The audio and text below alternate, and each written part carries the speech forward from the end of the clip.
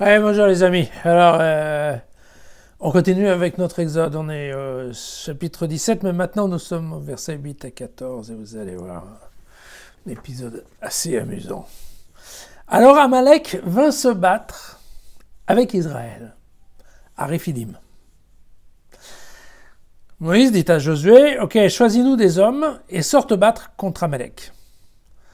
Demain, je serai debout au sommet de la colline, le bâton de Dieu en main. » Et alors, comme Moïse le lui avait dit, Josué engagea le combat contre Amalek, tandis que Moïse, Aaron et Our étaient montés au sommet de la colline. Alors, quand Moïse élevait la main, Israël était le plus fort, mais quand il reposait la main, Amalek était le plus fort. Les mains de Moïse se faisaient lourdes. Alors ils prirent une pierre, la placèrent sous lui et il s'assit dessus. Ensuite, Aaron et Our, un de chaque côté, lui soutenaient les mains.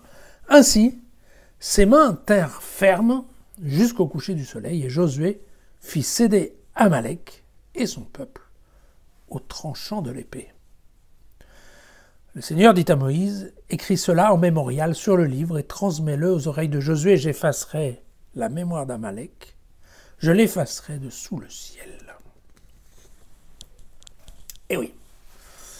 C'est amusant parce qu'on continue avec un Dieu guerrier, mais vous avez vu que là, Moïse n'a pas demandé conseil, en fait. Il a su tout seul ce qu'il allait faire, en se disant qu'en prenant le bâton, ça marcherait encore un coup.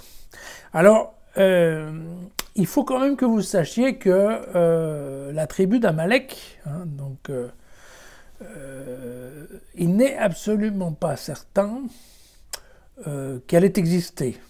Par contre, dans la Bible, on la voit apparaître assez souvent et c'est, je dirais, l'ennemi symbolique d'Israël. Voilà, l'ennemi de toujours. Et donc, les Amalécides sont ceux qui, en général, font la guerre à Israël. Mais encore une fois, au niveau historique, on a très peu de support sur cette option-là. Voilà. Ce que je veux vous dire, c'est que nous découvrons Josué, chef de guerre, et vous savez que Josué va prendre effectivement la place de Moïse, puisque le livre qui suivra sera le livre de Josué. Et on voit que, en effet, là-haut sur la montagne, il y a deux hommes. Il y a Josué se bat, et puis il y a Our et Aaron qui soutiennent les bras. Alors, dans cette photo magnifique, donc vous doutez bien que Aaron représente les Lévites, n'est-ce pas, les prêtres, la tribu des prêtres, mais puis de l'autre côté, Our, je crois qu'il représente, je voudrais pas dire de bêtises, mais voilà, Our représente Juda, le royaume de Juda, d'accord.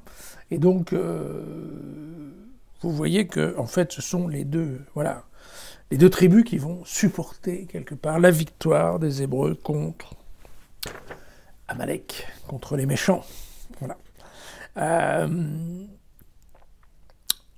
Il est intéressant aussi de voir que Dieu, quand il apparaît à la fin, c'est pour commander à Moïse d'écrire. Alors, tout d'abord, on ne savait pas du tout que Moïse savait écrire, premièrement. Deuxièmement, de quel livre il s'agit, on ne sait pas trop, parce que, certes, Moïse a reçu des tables de la loi, mais est-ce qu'il faudrait compléter les tables de la loi? Ça, on ne sait pas. Ce qui est par contre évident, c'est que, de toute évidence, dans ce texte, Dieu commence à émettre l'idée d'un livre qu'on transmet de génération en génération, ce livre étant l'histoire, la façon dont on écrit l'histoire du peuple juif. Voilà, c'est ça l'idée. Et donc vous vous rendez compte qu'ici, Josué est d'ores et déjà présenté comme le successeur officiel de Moïse, alors que c'est la première fois qu'il apparaît dans les textes. Voilà, à demain pour d'autres aventures.